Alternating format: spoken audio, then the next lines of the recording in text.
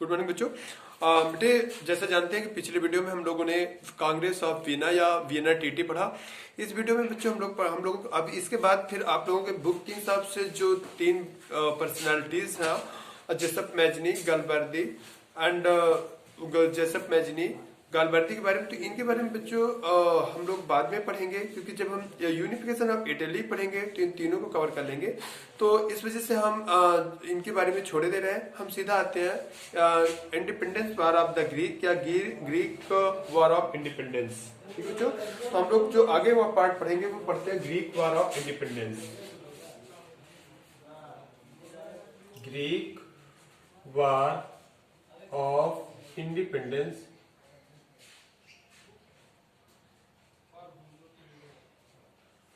Greek war of independence के बारे में हम लोग पढ़ते हैं।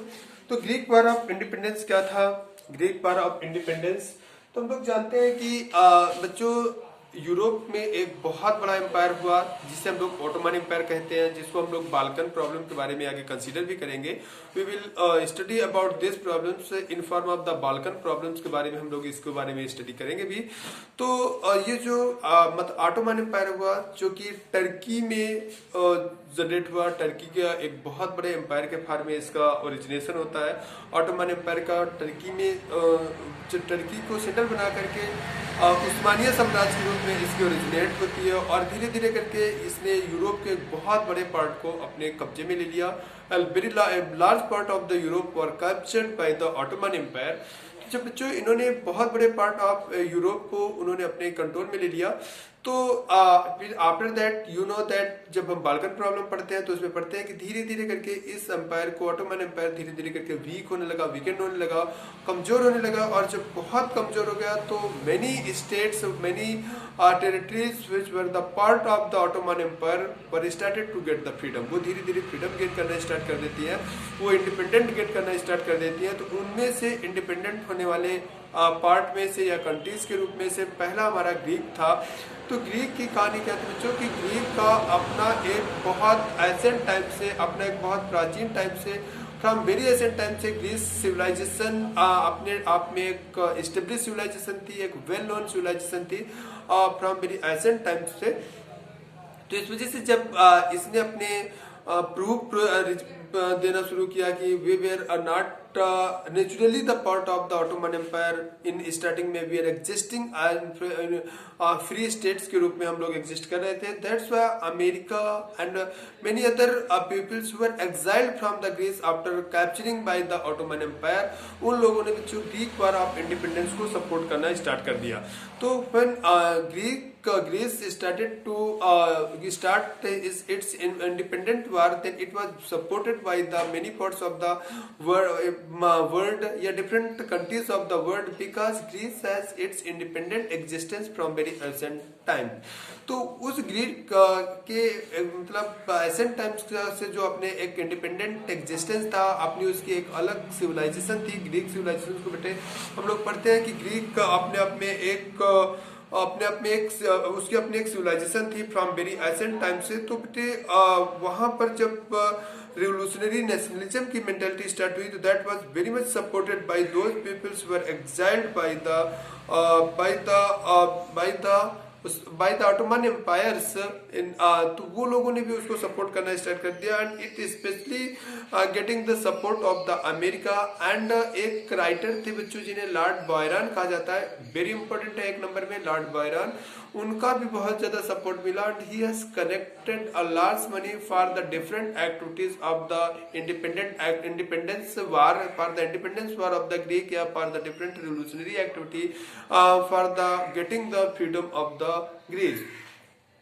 तो इस तरीके से बच्चों जब इस तरीके, और उधर ऑटोमन एम्पायर अपने आप में बहुत तेजी से कमजोर हो ही रहा था, तो इस वजह से बेटे ऑटोमन एम्पायर जब बहुत तेजी से कमजोर हो रहा था, और इधर ये अमेरिका और इधर जो the peoples who were exiled from the Greece were supporting very much to the Greece. Result क्या हुआ बच्चों कि ग्रीस धीरे धीरे करके एक इंडिपेंडेंट पा गया, और वो इंडिपेंडेंट ग्रीस को बेटा 1832, बहुत इंपॉर्टेंट है, याद रखना बेटा, डेट भी याद रखना, 1832 के में एक ट्रीटी ऑफ 1832 के ट्रीटी। वैसे मैं बता दूं बेटा, लॉर्ड बायरन का बहुत ज्यादा कंट्रीब्यूशन था in the Greek war of independence में।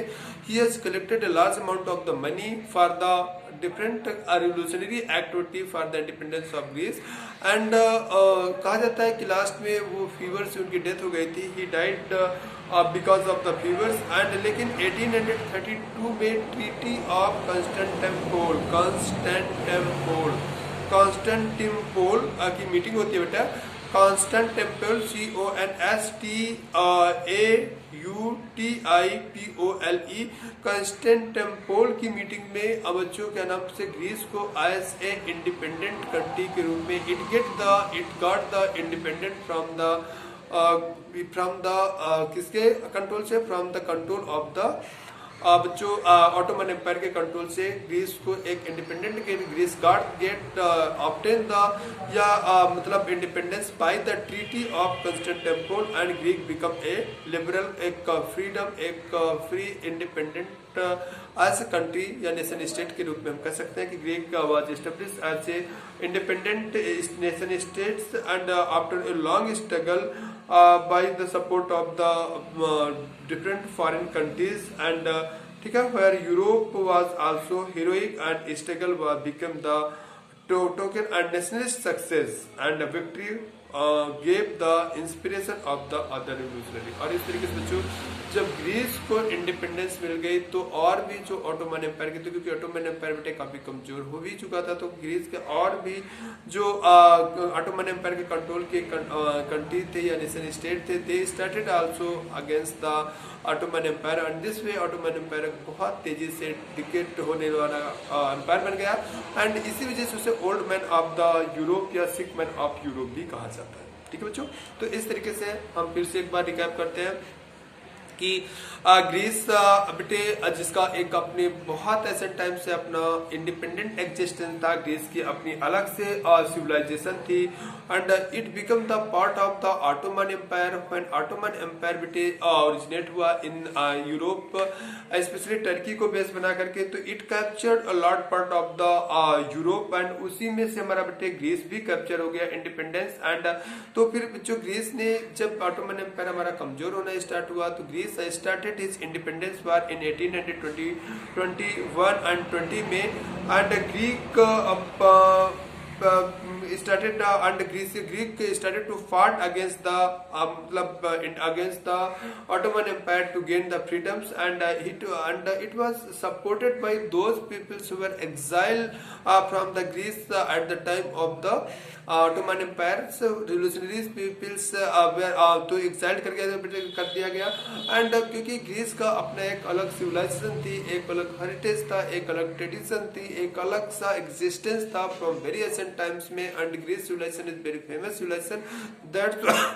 that's why it get the sympathy of the different countries like America and that's why it was getting the support of the different countries in the independence war। तो बच्चों हम लोग देखते हैं कि after the Greece तो ये जब इंडिपेंडेंट वार में इसको सपोर्ट मिलता है तो बच्चों इस सपोर्ट की वजह से या एक कवि थे जिनका खासकर आपको नाम याद रखना है, जो कि लॉर्ड बायरन थे, उन्होंने ही हैज मतलब collected a large amount of the money for the different independent activities for the Greece and आप इन सब लोगों के प्रयास से एंड पीपल ऑफ ग्रीस के अटेम्प्ट से ग्रीस धीरे धीरे बच्चों क्या कहते हैं ऑटोमन एम्पायर से फ्रीडम गेन करने लगा और इन 1832 में with the treaty of Constantinople में Greece was declared as a independent nation state from the Ottoman empire which become the symbols which become the एक तरीके से दूसरे देशों के लिए बेटा वो मोटिवेशन हो गया एंड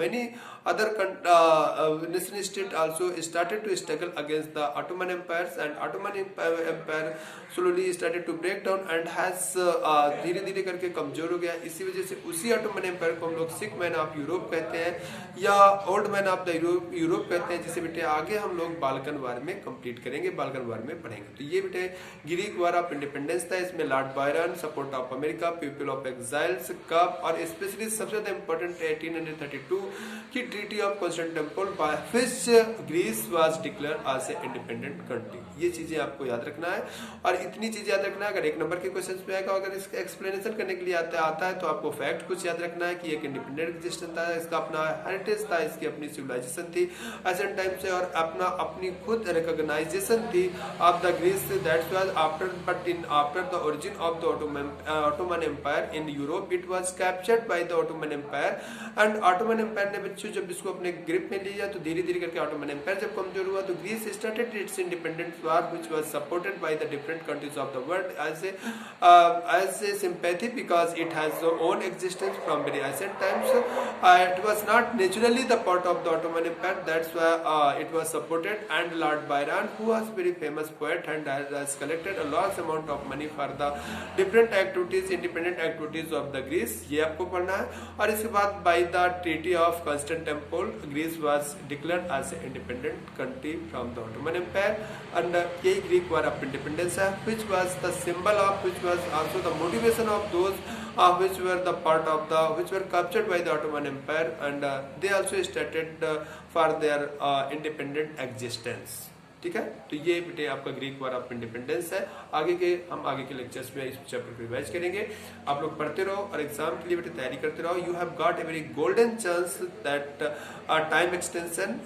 ठीक है, तो जो आपको मार्च अप्रैल मई में जो आपके एग्जाम एक्सटेंडेड हुए हैं, you have got very golden chance and you should also complete syllabus and exam के लिए अपने आप को तैयार करो बेटर वे से। ओके बच्चों, थैंक यू।